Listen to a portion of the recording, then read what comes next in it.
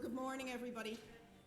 I'm Orla O'Connor. I'm the Director of the National Women's Council of Ireland, and I'm Chair of the Observatory on Violence Against Women. Can I just ask you if you can put your phones on silent, if that's okay? And that's it with the housekeeping. So I want to welcome you all here this morning. This is an event that's being organised by the Observatory on Violence Against Women in conjunction with the European Parliament, and I really want to thank the European Parliament for supporting us with this event and for prioritising the issue on violence against women.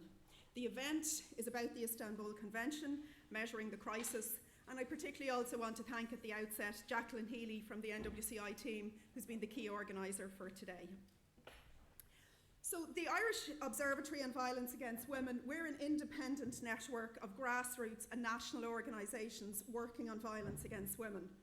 We're monitoring progress on the responses to violence against women in Ireland, and we're also about lobbying for policy and campaigning for legislative changes. And we've been in existence since 2002, and the National Women's Council chairs the Observatory, and we currently have 18 active member organisations. And the backdrop here really shows and testifies to the wide diversity of organisations and the strength of the coalition who are working together to eradicate all forms of violence against women in Ireland and also globally, and you can see that from the organisations. So we organised today as part of the 16 days of global action on violence against women, and I know many of you, because this is the last day, have been to so many events over the last 2 weeks. But we organised it really because we want to keep a focus on the speedy ratification of the Istanbul Convention by the Irish government.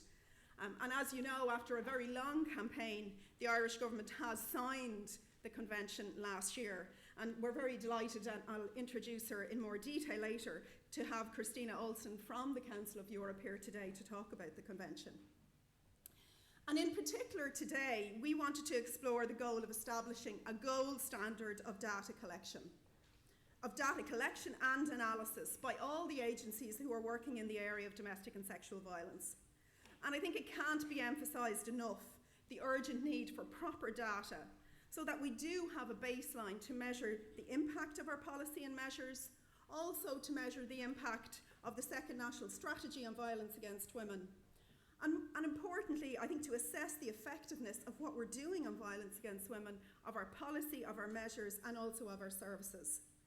So what we're hoping really from this morning is that this seminar will help define what a gold standard could actually look like in terms of addressing our absence of proper data, and also to look at how we can share and combine analysis of data amongst the different agencies, and how we can put in place a system to monitor that data over time.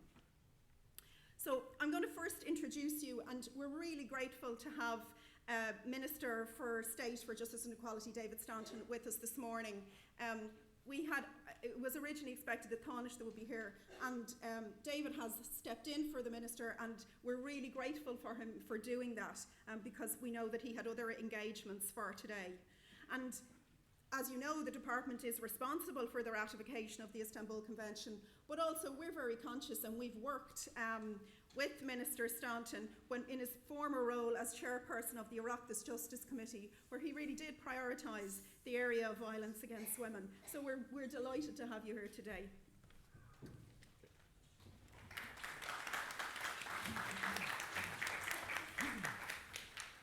Thanks, Orla, for that introduction. I also want to recognise Deirdre Clune, MEP, and Lynn Boylan, MEP, and Christine Olsen from the Council of Europe. Good to see you all here. I would like to thank you, Orla, for the kind of invitation to speak at this Irish Observatory on Violence Against Women conference, titled the Istanbul Convention, Measuring the Scale of the Crisis. The protection of both women, men, and children from domestic violence, sexual violence, and exploitation are primary concerns for me, the Department of Justice and Equality, and the Tánaiste and the Minister for Justice and Equality, Francis Fitzgerald. Violence against women is an evil that continues to plague our society. Its impact on victims is devastating. And we learned that, as you said, Orla, during the hearings in the Justice Committee, when we did a report on this issue. And we learned about grooming and other actions that occur. And it was quite disturbing to see that. The Istanbul Convention is a significant legal instrument in the fight against domestic and sexual violence against women. Ireland is fully supportive of the aims and terms of the Convention, and Ireland signed the Convention on the 5th of November 2015. Signing the Convention reaffirms the commitment of the government to foster a culture and to implement meaningful changes which can help reduce the incidence of such violence, better support victims and bring the perpetrators to justice. But signing the Convention is just one further step on a much more substantial journey. With particular reference to Article 11 of the Convention on Data Collection and Research, much has been achieved in recent years. Recognising the differentiation between administrative data and survey prevalence data, Ireland still has a way to go on its journey with regard to its collection of disaggregated relevant statistical data on cases of all forms of violence covered by the scope of this convention. The government has approved an action plan for the implementation of the Istanbul Convention in Ireland. This outlines the steps required for Ireland to fully ratify the convention in due course. Actions contained in the plan include a range of legislative measures, including the new Domestic Violence Bill and the Victims Bill, provision of education and training of public sector staff involved in this area, development and delivery of training for legal professionals, implementation of coordinated, integrated national helpline service provision for responding to domestic and sexual violence. All of the actions, including those relating to data collection and research, required for the ratification of the Istanbul Convention are contained in the second National Strategy on Domestic, Sexual and Gender-Based Violence 2016 to 2021, which was published in January of this year. The strategy, building on its predecessor, envisages a range of actions to be implemented by the state, voluntary and community sector organisations. In addition to the important actions dealing with education and awareness raising, there are specific actions for the collection of data, the provision of services to victims of sexual violence, and for holding the perpetrators of sexual violence to account. These actions include timelines for their implementation. COSC, the National Office for the Prevention of Domestic, Sexual and Gender-Based Violence, holds primary responsibility for monitoring the implementation of the actions in the second National Strategy on Domestic, Sexual and Gender-Based Violence, giving effect to the requirements under the Convention in relation to the improvement of data collection and analysis in the area. Action 3600 of the National Strategy refers to the establishment of a bottom line gold standard of administrative data collection analysis by all agencies working in the areas of domestic and sexual violence, whereby all data sets are disaggregated by age of victim and perpetrator, sex of victim and perpetrator, relationship between victim and perpetrator, ethnicity of victim and perpetrator, and any disabilities of victim and perpetrator. A COSC-led data committee is currently exploring how each of its member agencies can achieve the realisation of this national strategy action. The agencies on the data committee are An Garda Síochána, the Central Statistics Office, the CSO, the Court Service, TUSLA, that's the Child and Family Agency as you know, the Probation Service, and Sexual Assault Treatment Units. Work by all relevant agencies is ongoing. Some challenges are being experienced due to system and structural changes, limits to resources in information technology, and matters relating to information sharing. However, I am assured that all involved are extremely committed to resolving these issues and will in turn facilitate work to be undertaken for the ratification of the Istanbul Convention. COSC also continues to work with the Expert Group on Crime Statistics, which was established following the publication of the Garda Inspectorate's report, Crime Investigation, in November 2014. The CSO-chaired expert group continues to examine the Inspectorate's recommendations relating to the compilation of crime statistics, with specific reference made to Inspectorate recommendations relating to recorded incidents of domestic violence. That's quite an important recommendation. Vital one, actually. The Central Statistics Office is also currently exploring the possibility of including, for the first time, separate modules on domestic and sexual violence in forthcoming crime and victimisation studies undertaken by the CSO. As you may be aware, the Taoiseach and I have launched the public consultation process to invite views on the priorities to be addressed in the new National Women's Strategy. The consultation process will run until the 27th of January, and I invite all of you, please, to participate in that process and contribute your views, either in writing, by email, or in person at one of the public meetings which we are holding around the country. Details of the process are published on the department's gender equality website, which is at the 3W's genderequality.ie. And I'll be attending the first public consultation meeting, which will take place in Cork on the 19th of December. If anyone is here from Cork, just note that, very important. It is important to maintain an open dialogue to ensure that women are given the opportunity to fulfill their potential in all aspects of society. I am confident with your input, the consultations will lead to a rounded and comprehensive strategy to meet these needs. These consultations are very important, so please encourage people to get involved. Very, very important. Because it's at those round table meetings that we really actually get to engage, a bit like the Oireachtas committee that you mentioned earlier. People actually bring their personal views in person. It's much better than emails are useful and so on, but sitting down and listening to others and engaging round table is so, so valuable. On the international stage, COSC is involved in deliberations with state and non-state agencies, including some academic institutes, on improving administrative data collection and analysis of gender-based violence at the European Institute for Gender Equality. Discussions to date have revolved around definitions of different forms of violence, standardised gathering of data and gender-based violence across Europe for statistical purposes, and the inclusion of a measure indicator of gender-based violence in EIGE's Gender Equality Index. It is anticipated that this work will inform the planned for forthcoming pan-European survey on gender-based violence administered by Eurostat. At home, the government is also making progress in providing legislation to combat domestic and sexual violence. For example, I know that it is the intention of the Taoiseach and the Minister for Justice and Equality to publish the Domestic Violence Bill very soon. This bill will improve the protections available to victims of domestic violence, most critically for those victims in crisis situations, and will also make the court process easier for victims of domestic violence.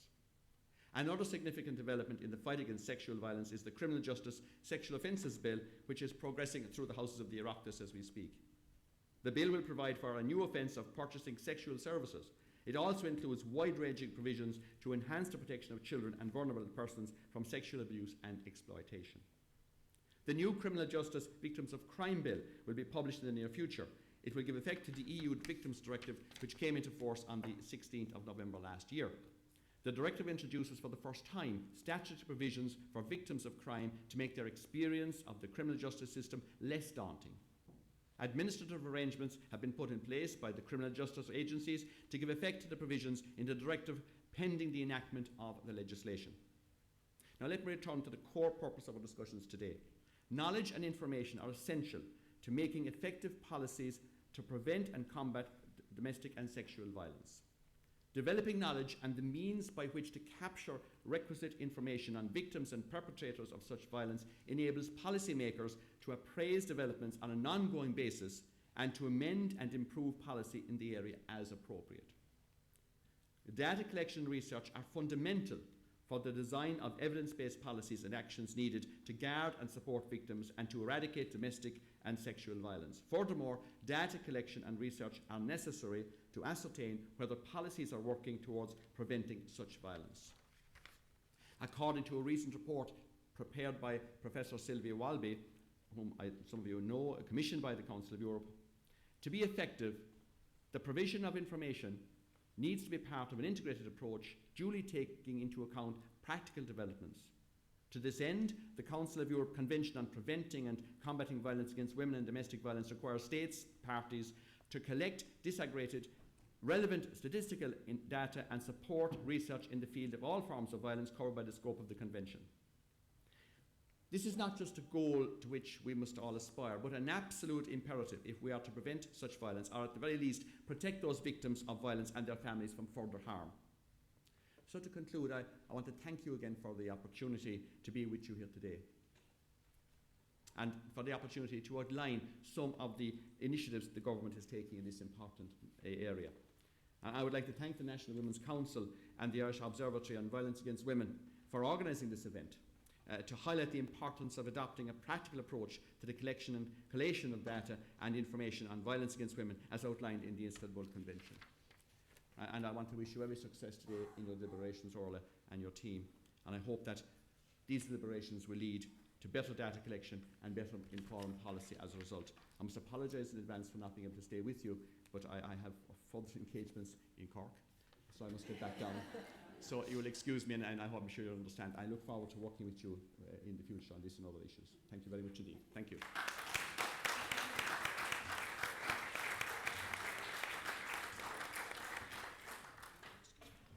I thank the Minister, and good luck on your journey. We knew that the Minister would have to leave early. And I think one of the things the Minister said actually, which is really important, is the fact that the government have started now a consultation on a new national women's strategy, and I think it is critical that violence against women becomes a central feature of that. Just before we sort of move on with the rest of our speakers, I wanted to say a few words on the issue of measuring the scale of the crisis on behalf of the Observatory, because it is such a critical issue for us in terms of data. And we know that it is women who are overwhelmingly affected by domestic violence and abuse and sexual violence and abuse. But we don't have the data to give us a clear picture of the extent and the depth of the crisis. And I think even in organising this seminar today, it has, I think, even opened my eyes up further in terms of how far we actually have to come. And currently, we predominantly rely on data collection from the European Union, from subsets of statistics from various statutory agencies, to tell us what the situation is. And very critically, we rely on statistics from very under-resourced frontline NGO services to provide a picture as to the real experiences for women and also for children. And this simply isn't good enough. The last 16 days have been filled with so many different events showing the endemic nature of violence against women and the impact it has on women's, on children's lives, and on society as a whole. And I think it is important because that's what today is about. You know, this isn't just data in terms of being a technical exercise. Everyone in this room knows that women are being murdered, they're being seriously assaulted, their lives are being threatened, they're facing and living in constant fear, and their whole sense of self is being undermined due to domestic abuse. We know that sexual violence affects women in so many different ways and from every age group of women. And we live in a culture that resides in a sense of victim blaming. So the lack of data and gender disaggregated data on violence against women in Ireland impedes the development of evidence-based policies, of our planning for service provision, of the identification of gaps, and it also prevents us from looking at the discrimination of various women in terms of different services. And the diversity of women, I think, is going to come up a lot today in terms of our gaps. The fact that detailed data on domestic and sexual violence is very difficult to obtain, we believe requires urgent attention. In the UK and also in some other EU countries, they have been collecting data for many, many years. So this is a problem that we can meet, we can address. And I think it is useful just to give you some examples as to the problems that we're coming up against all the time in terms of these absences of data. So for example, with regard to domestic violence, because we do not have a specific criminal code in Ireland, it's impossible to determine the number of cases within our court systems that are actually domestic violence cases, because they can be prosecuted under a range of criminal statutes. The court system cannot provide gender disaggregated data on orders or breach of orders. And I think very shockingly, the system within the court system is paper-based, which in 2016 is truly incredible. And the statistics are counted very differently within each county. It's a completely archaic system. Data within the district, within the circuit, within the high courts, they're not brought together in any way that lends itself to analysis, or that we can see how women progress or not progress through the court system. In relation to An Garda Síochána, the PULSE system, which is used for recording of data, is a data recording system, and it doesn't lend itself to data analysis, which is what we need. So just, to give an example, we record the date of birth of victims, but PULSE and the guards cannot tell us how many young women have reported sexual assaults in any year, because it doesn't lend itself to that. And the Garda Inspectorate report in 2014 found that domestic violence calls were often not recorded correctly. And they identified that in many cases of domestic violence where a crime had occurred, it was wrongly recorded as no offence disclosed. Now, we recognise that improvements have been made in terms of the Guards, and I think significantly within the 16 days, the Taoiseach announced that An Garda Síochána will conduct an analysis of domestic homicides to identify trends and patterns. And this was a request from the National Women's Council and Women's Aid, and that is a really welcome development. And there also have been improvements in terms of a central recording system now in the Guards, and also the fact that incidences have to be flagged if they relate to domestic violence. But there still is a fundamental problem, and that is that can Pulse provide the sort of data we need, and also in terms of people actually inputting data and where they're coming from in terms of how they're reporting it and how they're recording it. We know, and this has been a campaign for so many organisations here for a long time, that there's been no comprehensive audit of sexual violence and sexual abuse since the VAW report, which is now 14 years old and still gets quoted. And we also know that the data within TUSLA operates completely in isolation of other agencies. And Bernardo's, in its event as part of the 16 days, published a report, What's the Harm? And they really highlighted how much of a problem this issue is also for them, and particularly in relation to children and domestic violence, and the need to capture the nature and experience for children, and that isn't being done. And that's looking at the services in isolation, but underpinning this is a complete absence of a shared analysis of data across the different agencies, so that we can see a holistic picture of how women are engaging within the statutory system, how is the system failing women, and where should effective and appropriate interventions be developed. And very importantly, in addition, we do not know the experiences of different groups of women. So we don't know, how do traveller women, how do migrant women, how do women with disabilities experience domestic and sexual abuse, and what needs to be put in place to record their experience appropriately. And this will require qualitative data analysis. And some of that work is currently being done by organisations who are here, but it needs to be both resourced by the government, but also a central part of national data gathering. This is not data gathering as a technical tick box exercise, and it's not an intractable problem.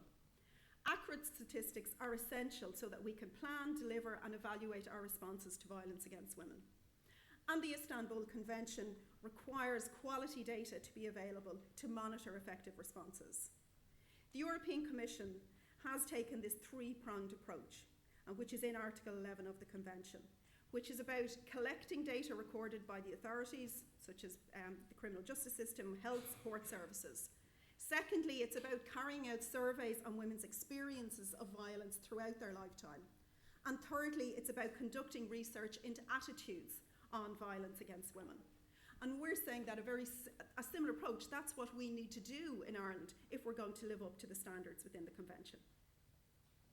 And we welcome in the Observatory the fact, and the Minister has outlined it, that the national strategy has a specific piece in this in terms of wanting to meet a gold standard. But we believe it requires much more urgent attention. It requires prioritisation by state agencies, and more significantly, this requires investment. We need our state services, An Garda Síochána, TUSLA, the court services, and the CSO to really work together, but also in partnership with the NGOs, with ourselves, to record data accurately and to share that data and analysis. We can't begin to respond effectively to violence against women when there is a dearth of data on the nature of the extent of the problem. And ultimately, we fail women when we continue to proceed with our work with this gap in our knowledge. So thank you. So now I'm going to ask, because as I said at the start, today's seminar is being supported by the European Parliament, and as part of that we wanted to engage with the MEPs. So I'm now going to ask Lynn Boylan, who's an MEP for Dublin, who has been active at EU level on the issue of domestic violence in particular, and the call for an introduction of paid leave for victims and survivors of domestic violence. So I'm delighted that Lynn could be here to speak to us.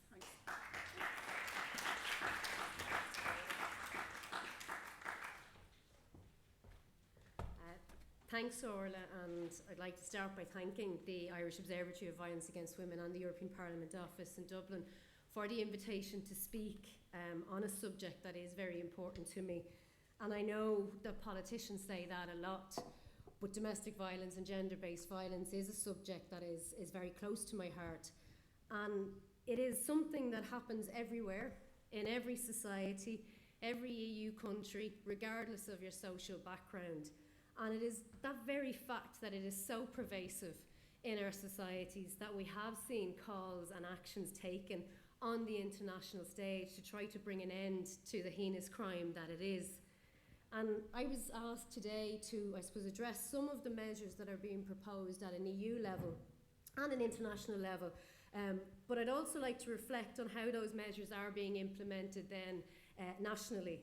So on the 25th of November, to coincide with International Day of Elimination of Violence Against Women, the EU Commission announced a series of actions that they would undertake as part of the 2017 EU Year of Focused Actions on Violence Against Women.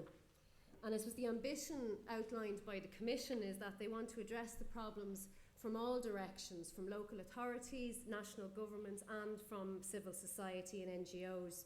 And by dedicating a year to eliminating the violence against women, both the EU Commission and the Member States are then obliged to have focused actions and activities to raise the awareness of the scale of the problem and how we can work together to eliminate it. As part of the programme, the Commission set aside €10 million, which is broken down into 4 million for the Member States to develop education programmes for children and to raise awareness. But between 27, 28 Member States, that's a drop in the ocean. And I really hope that the Irish Government will ensure that they're front of the queue when it comes to accessing that funding. I'd love to see the Irish Government embark on an education programme for our school children, which is particularly focused on our boys, because too often the message that is circulated, not just in Ireland but internationally, is one of telling girls and women how to protect themselves, the measures that they need to take when they go out at night or when they consume alcohol. And only recently, a Hungarian state-funded advertisement laid the blame for rape with women who drank too much and that they had to take responsibility for their actions. So I think it would show how far Ireland has come as a small nation if instead of teaching our girls how to protect themselves, we taught our boys not to be violent against women. The remaining 6 million then of that 10 is to be allocated through calls for civil society organisations to propose projects that would combat violence against women, and also for projects that support women in shelters to get back to work. And I particularly welcome this initiative because as financial independence is critical for victims of domestic violence escaping from their circumstances. And as Orla mentioned, in March of this year, I was the rapporteur of a report for the Employment and Social Affairs Committee, and it was looking at poverty from a gender perspective. But as part of that report, we put in a part of it that called for paid domestic violence leave, and that was successfully passed through the Parliament, and that makes it the first time that such a call was endorsed at an EU-wide level. Paid domestic violence leave has been introduced in Australia for public servants and now for some private sector workers, and it's increasing. And only recently I found out this morning that Spain and Italy have introduced paid domestic violence leave, which is a really welcome move that now EU countries are taking this up. In the US they have unpaid leave, which although not ideal, at least they recognise the need for victims of domestic violence to have leave. A British report in 2009 showed that 20% of employees had missed work as a result of domestic violence. And of that 20%, 2% actually lost their jobs as a result of excessive leave. So introducing paid leave would allow for court attendance and or the need to find alternative accommodation or to attend medical appointments. And in Australia, workplaces have also introduced a range of measures to protect their employees. So there is a perception out there that domestic violence is predominantly affects lower socioeconomic groups or disadvantaged groups. when in fact a study in Australia showed that 2/3 of the women who were experiencing domestic violence in Australia were actually in paid employment. And it was through an integrated approach involving all sectors of society that the Australian government and the Australian business community were able to come up with a raft of measures. And that's because integrated approaches are key to tackling domestic violence. And that's why an integrated approach to data collection is absolutely crucial. And as part of the Istanbul Convention, we've heard that Article 11 requires that governments that are ratifying the convention collect both administrative and quality survey data, because it is only through knowledge, as we've heard, that we can make informed policies. And in Australia, without the awareness of the number of women in paid employment that were experiencing domestic violence, the need to develop policy on workplace supports would never have happened. So its comprehensive integrated data not only facilitates the identification of policy gaps, but it also allows us to then go on to evaluate those policies, to develop them further and to improve them. Ireland is in the process, as we've heard, of ratifying the convention and the requirement to collect that data and surveys. But in order for the data to be meaningful, and we've heard from both the speakers this morning, is that it has to be approached in a coordinated fashion. And Ireland has a poor record of departments and agencies talking to each other and sharing data. And it is absolutely key that we get this right when we are implementing the Istanbul Convention.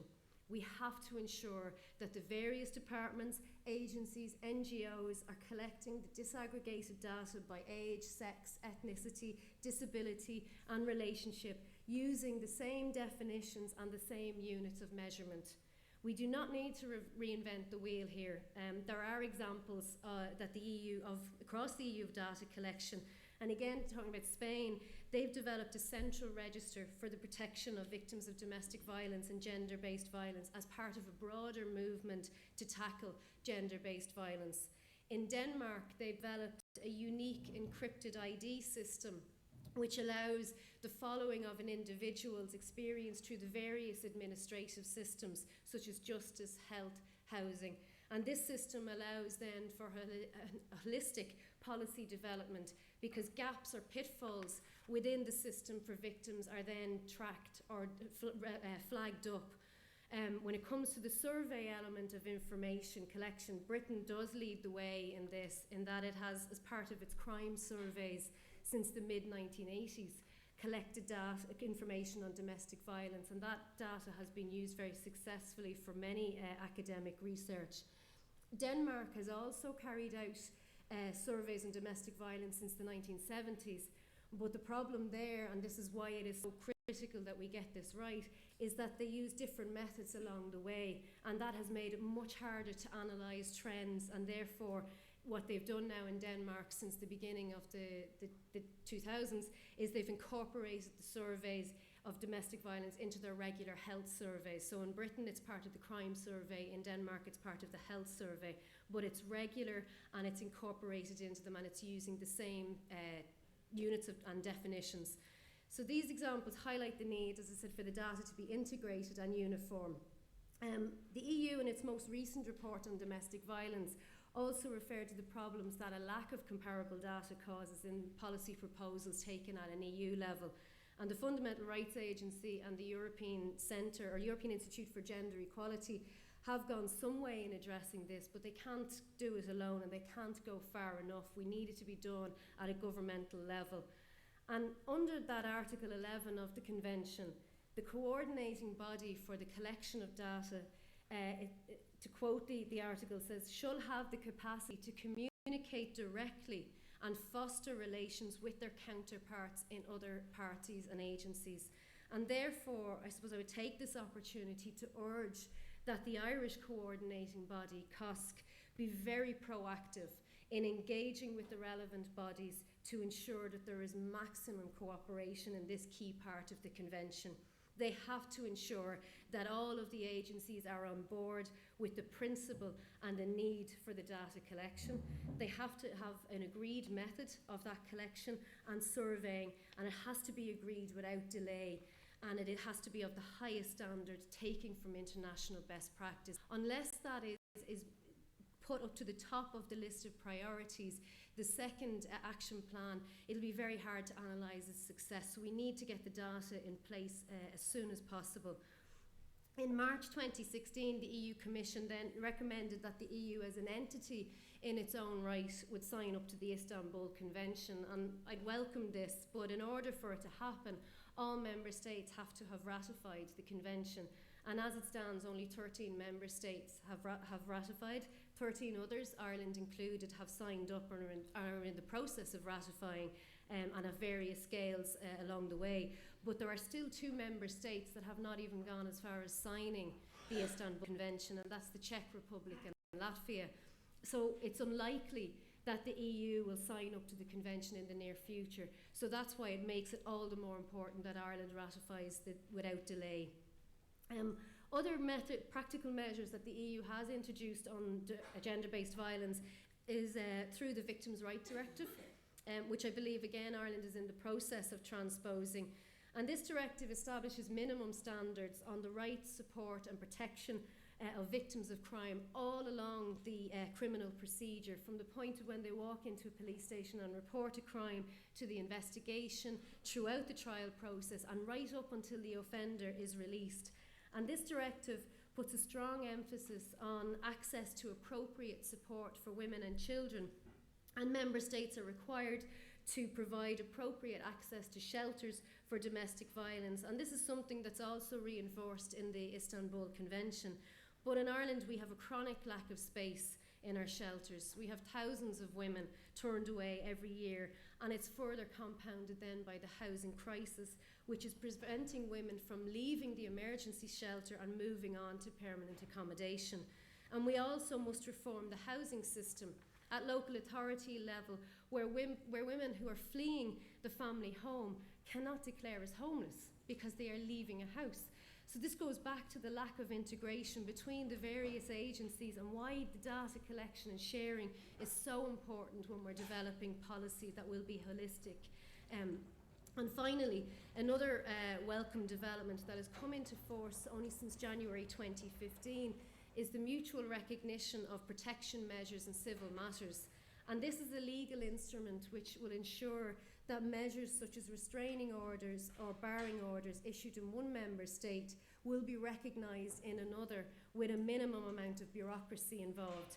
And this will allow victims to move across borders without fear of losing legal protection. And it's something that we should be very aware of in light of Brexit, that this will still apply, particularly between Ireland and Britain. So we need to make sure that we flag that up when Article 50 is triggered. And it is important that information regarding this facility is made available to those who may avail of it, especially anyone who might want to return to their home country or who wants to move abroad to start a new life, but they're fearful that their attacker will follow them. So we do have to let people know about this facility. So in conclusion, there's been many steps taken at an EU level that will go a long way to eliminating gender-based violence, but we know all too well that you can have all the rules and regulations that you want, but unless the framework is of a gold standard, the data is robust and comparable, and that the adequate resources are invested into its implementation, then we will only ever be tinkering around the edges and never truly get to grasp with the domestic and gender-based violence. So I really hope, and I'm delighted to be here today to make these points, that Ireland leads the way in its implementation of the Istanbul Convention and these other measures that are being taken. So thank you very much.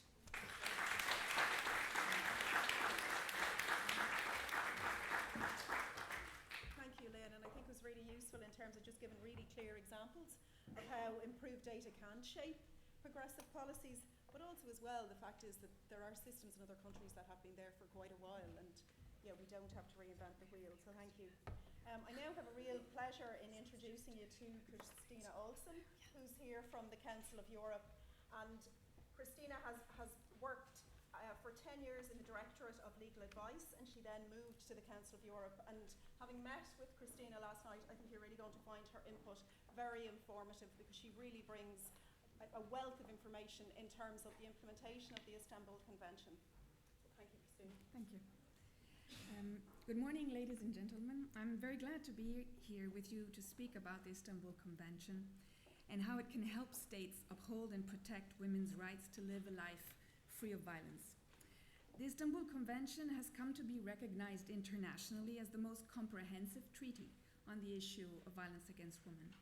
It is often referred to as the gold standard in this area. This is the reflection of the ambitious stance it takes in addressing violence against women. Indeed, it calls on states party to tackle violence against women in its multiple forms, from a variety of angles, from its root causes to its consequences on victims, requiring the broad participation of all relevant state and non-state actors involving media, private sector, businesses, men, boys, in what has been called an holistic and integrated multi-agency approach. 22 member states have heeded the Convention's call by ratifying this instrument, and 23 more have taken the first step of signing the Convention, including Ireland. In the meantime, the independent expert body in charge of monitoring the implementation of the Convention, VAW, has launched its first baseline evaluation procedure. VAW's questionnaire has been sent to the very first two states party undergoing evaluation, Austria and Monaco. In response to this questionnaire, Austria and Monaco have submitted their reports on measures taken to implement the Convention. They have subsequently appointed a delegation which came to Strasbourg to discuss the report. The following step in this baseline procedure, the country visits, have just taken place. A delegation made up of 2 VAW rapporteurs and members of the Secretariat was in Vienna last week, and another delegation, including myself, in Monte Carlo this week to meet with state authorities and other stakeholders with the aim of gathering as much information as possible on the ground before engaging in the final step of the procedure, the drafting of VAW's report. So, at this given time in the life of the Istanbul Convention, there is a tremendous potential ahead of us as we await the very first indications from VAW as to how best to bring to life the provisions of the Convention. Amongst these provisions, I have been invited today to address the potential which stems from Article 11 of the Convention on data collection. The diversity of approaches towards criminalization of various acts of gender-based violence and the lack of shared definitions when such acts are criminalized are a major stumbling block for any effort towards making international benchmarking possible. The good news is that as more states undertake to abide by the provisions of the Convention, these states parties, together with all future states parties, will be legally obliged to improve their collection of data in accordance with the terms of Article 11. As Orla mentioned earlier, the nature of the obligation contained in Article 11 is three-pronged. First, it requires parties to collect disaggregated statistical information targeting specifically victims and perpetrators of all forms of violence covered by the scope of the Convention. Second, it requires parties to undertake to support research efforts in order to pursue further knowledge of the root causes and effects of the problem, incidences and conviction rates, as well as of the efficiencies of measures taken to implement the Convention. Third, Article 11 further details parties' obligation to endeavor conducting population-based surveys. This implies collecting data that are statistically representative of the target population so that they can be easily generalized to the larger population. Data collection and research should concern all forms of violence covered by the Convention. They are psychological violence, stalking, physical violence, sexual violence and rape, forced marriage, female genital mutilation, forced abortion and forced sterilization, as well as sexual harassment. As the Convention requires most of these acts of violence, if not all, to be criminalized, data collection in the area of justice and police must be improved to generate data on all these new offenses, not just a few of them. Certainly, the Convention does not specify what type of data to collect exactly and what type of data categories to introduce. That said, the explanatory report to the Convention provides clear indications as to what should be considered as minimum requirements. The public authorities required to set up appropriate data collection systems include the judiciary and the police, but not only. References made, for instance, to social welfare services. NGOs can also contribute valuable data. Recorded data on victim and perpetrator should be disaggregated by sex, age, type of violence, as well as the relationship of the perpetrator to the victim, geographical location, as well as other factors deemed relevant by parties, such as disability. Reference should also be made to conviction rates of perpetrators of all types of violence concerned, and other important data, such as the number of protection orders issued. Population-based surveys can provide more general sociologically oriented insights into the prevalence, nature, determinants, and consequences of all forms of violence. They can also provide reliable data on victims' experiences of violence, on the reasons for not reporting, on the services received, as well as victims' opinions and attitudes towards violence. It is important to note that the Istanbul Convention does not stipulate the obligation to conduct a particular type of survey. The drafters of the conventions were very much aware of issues of resources underlying this sort of exercise. So the choice of sample size, methodology, scope, regularity is left to the parties of the convention to determine. The explanatory memorandum does, however, refer to surveys that have been used in the past, for example, the World Health Organization multi-country study on women's health and domestic violence. As far as research is concerned, parties are required to support research efforts in order to pursue further knowledge of the root causes and effects of the problems, incidences, and conviction rates, as well as the efficiencies of measures taken to implement the convention. The convention also includes provisions on the quality of the data, which should be of a regularity that allows following trends and tracking progress. And it should be relevant, inherent to the research and the analysis that is needed. It should be of high quality in order to be reliable, made available to the public, compliant with the standards on data protection, knowing that also the convention requires that the data collected be shared with the monitoring body of the convention, that is to say, VAW. And in the long term, although this might seem as a very ideal objective, it should be able to enable international cooperation and benchmarking. Now, on the reasons and the benefits of good data collection. Accurate statistical information specifically designed to target victims and perpetrators will raise awareness among policymakers and the public on how serious the problem is. This sort of climate will also comfort victims and encourage them to report. In addition, as Minister Stanton stressed before, data is a key element of evidence-based policymaking. It does contribute greatly to improving day-to-day, real-world responses to violence against women. Depending on their source, data will serve different purposes and answer different questions. Population survey-based data will shed light on the level of severity and frequency, as well as on the socio-economic and cultural factors leading to violence. Administrative data coming from the judiciary, police, and other state agencies can contribute to address capacity issues, evaluate the effectiveness of services provided, and they can also provide a basis for estimating the administrative cost of such violence.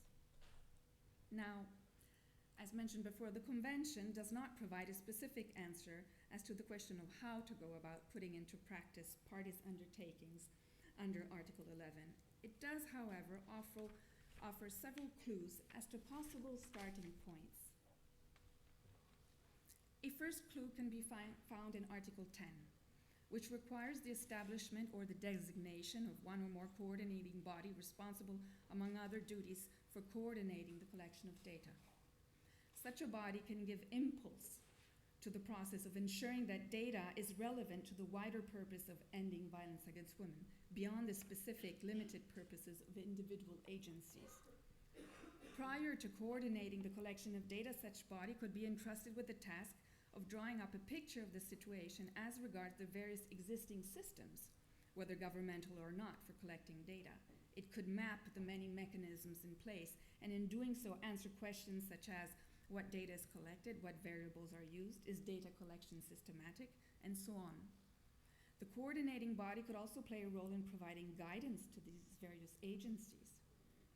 It should be noted here that coordination of data collection can be viewed as part and parcel of the wider undertaking of states parties under the Convention to design a comprehensive framework for addressing violence against women and ensuring that policies are integrated and concerned agencies work hand in hand in a concerted fashion. This leads us on to another basic consideration. Any attempt to improve data collection will be confronted with the issue of reaching a greater uniformity in the definitions used. When back in 2008, the Council of Europe embarked on a study aimed at assessing the situation of administrative data collected in its member states, it made the following findings. As concerned police and judicial authorities, here, cases of violence were recorded according to the definition of criminal acts in national criminal law. In these systems, definitions of victims were not gendered specific, probably the study went on to say, because these services work for the benefit of society as a whole and all members of society indistinctly. Hence, expressions such as family member, close family member, household member were used. The study found furthermore that criminal law administrations did not usually pay attention to the relationship between victim and perpetrator.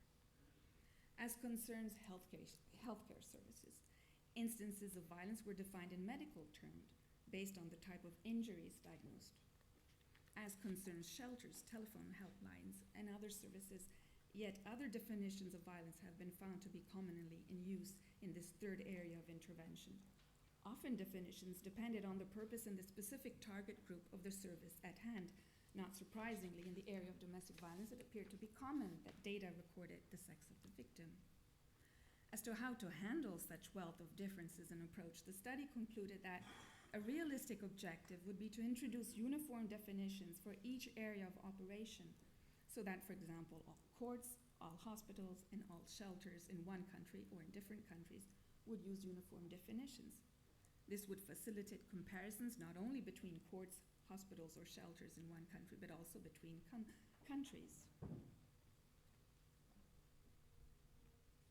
Apart from issues tied to definitions, the 2008 Council of Europe study further highlighted a series of challenges facing coordinated data collection. One comes from the fact that although these agencies may be well accustomed to data collection, they may not feel that this is amongst their core responsibilities.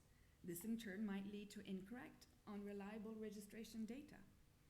They might even feel that recording certain types of data goes beyond the remit of their responsibility. For instance, medical staff might think that it is not up to them to inquire whether injuries are the result of domestic violence. It can also be argued that asking about domestic violence might endanger the confidentiality between the patient and the doctor and discourage the patient from contracting healthcare agencies. These issues could be solved at least partly with training, prioritizing resources, working on changing attitudes. A challenge specific to criminal justice system is the possibility to track cases of violence against women from the report of the offense to the end of the investigation, from there on to prosecution, then the court, until the final outcome of the court proceedings. Concrete guidance can be sought by looking at best practices in the field of data collection. The explanatory report to the Convention actually encourages parties to align the collection of data with standardized indicators and methods already in existence or under development. In a recent publication of the Council of Europe on Article 11, the systems developed in Spain and Denmark were mentioned as examples of promising practices. In Spain, an observatory responsible for policy making, coordination, and analysis relies on data held in a central register held in the Ministry of Justice, which works in cooperation with the National Statistics Institute. In Denmark, statistics on crime, hospital patients, cause of death, and use of shelters, refuges, are held in a series of registers, and the registers are linked together with ID numbers. Databases established by linking registers are stored within the Institute of Statistics, and researchers actually could even get online access to encrypted, anonymous information that does not allow personal identification. Now, whether these practices qualify as best practices in the eyes of the VAW remains to be seen. Denmark's evaluation will be starting in January 2017, so this is a question we should be getting an answer to pretty soon. Further guidance as to the type of data requested under the convention comes from VAW questionnaire. This questionnaire will be the same for all the states undergoing evaluation. So the moment Ireland will ratify the convention and when its turn will be up, it will be submitted officially, this questionnaire, meaning the questionnaire is public, meaning that as of today actually you can have knowledge of its content and its structure. Under Article 11, states parties are to share their data with VAW, and VAW has proactively defined in its questionnaires the types of data it hopes to receive during its first baseline evaluation. And so you will find that the questionnaire asks states to specify entities collecting data, if the data is disaggregated, if the data is made public, data on civil remedies and compensation claims applied for and granted, against perpetrators, but also against state authorities whenever applicable. Data is requested also as to cases resulting in the death of the woman, number of cases which the authority had prior knowledge of the woman's exposure to violence. Data is asked in relation to acts of violence against women amounting to attempted murder, and with respect to all other cases of violence, the number of complaints, the number of criminal proceedings, the number of perpetrators convicted, the number of cases which resulted in the death of the children of the women. And finally, data is solicited on the number of women who have been granted an autonomous residence status, specifying whether residence status is permanent or renewable, and this is with reference to the provisions of the convention which afford special attention to migrant women. And as for women seeking refuge and asylum, the questionnaire also asks data on the number of women victims or those at risk who have been granted refugee status on one or more of the convention's grounds. Before concluding, allow me to put the spotlight on a few cross-cutting features of the convention which are designed to characterize the action of state parties in implementing any of the provisions of the convention. The first is the need for state parties to take a gender-sensitive approach to violence against women. This stems from the underlying philosophy of the convention that in most instances, women are victims of violence because they are women, and structural inequalities between women and men fuel and exacerbate violence against women. This is why, as far as domestic violence is concerned, the convention acknowledges that not only women can be the target of such violence, and it actually also encourages states to apply its provisions to all victims of domestic violence. However, in doing so, this should not detract from the fact that special attention should be paid to women who are predominantly affected by violence, domestic violence. In other words, faced with these inequalities, states party cannot take an identical approach in attempting to protect men and women. Doing so would amount to disregarding the different nature of issues at stake, with the risk of not having any effective impact. Another fundamental consideration which should guide state action in this field is the principle of due diligence, i.e. the principle that state authorities can be held accountable not only for actions and omissions of state agents, but also non-state actors, whenever acting within the powers of the states could have had the effect of preventing and redressing the issue of violence. As a party to the European Convention on Human Rights, Ireland is already subject to such an obligation, as the ample case law of this court illustrates. I shall only mention one landmark judgment, the judgment in the case of Opus versus Turkey, where the court found Turkey had committed a violation of Article 2 and 3 and Article 14 as well, concerning the right to enjoy the rights enshrined in the convention without discrimination. In the case at hand, there was a violation which was found in relation to the access to justice on the part of the women victim. And the court in this case went so far as to state that the discriminatory judicial passivity in Turkey actually had created a climate that was conducive to domestic violence. So, From this perspective, the Istanbul Convention can be seen as a unique opportunity for Ireland to strengthen its commitment as a member of the Council of Europe, as a party to the European Convention of Human Rights, and help Ireland advance the cause of the fight against women in Europe as well. I thank you very much for the attention.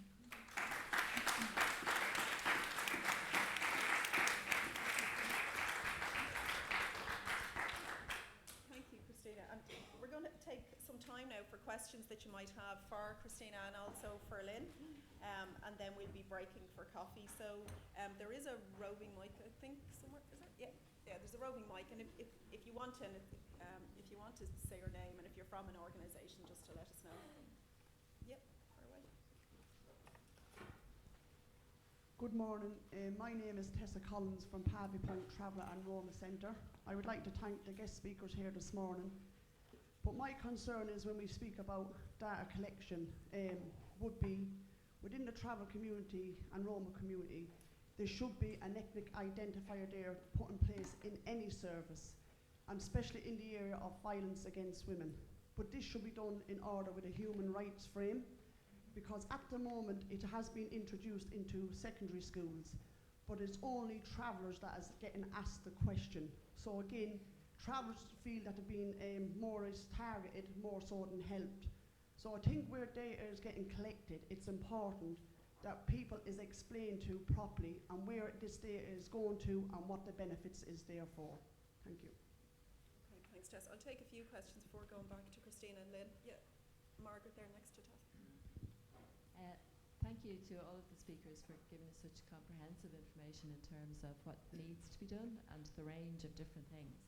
And one of the things that I would be concerned about, I'm from Women's Aid, we deal with the issue of domestic violence. And with the EU VAW that was done in 2012, that was a very, very useful piece of information and has helped inform policy here and gave us a basis to look at what's happening at a wider level. But one of the things I was concerned about it at the time was when it came to certain questions, and I'm very just mindful of one of the questions at the time was in relation to digital abuse, the frequency was very often missed. And I think that that's a key issue in terms of looking at what you're looking at, is the regularity, the frequency and the intensity. So from memory, my memory of that question was that when you looked at the time, if this was prior to 2012 when the questions were being prepared, you were looking at texts, messaging as being the primary form of digital abuse at the time. And the questions were you ever abused